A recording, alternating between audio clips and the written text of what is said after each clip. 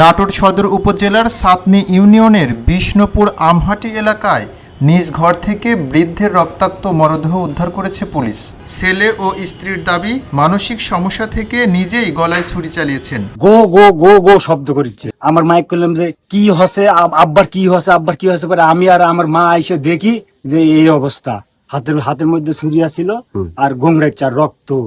তবে নিহতের দুই মেয়ে কান্নাজড়িত কণ্ঠে জানান, তার বাবা সুস্থ ছিলেন, হয়তো সম্পত্তির জন্য তাকে খুন করা হয়েছে। আমি মুড়ি দা আম দিয়ে খাচ্ছি, আমি খাবো না। এখন আমি তো গরুর হাত রান্না করছি, তাহলে ভাত খাই যান, আমি খাবো না।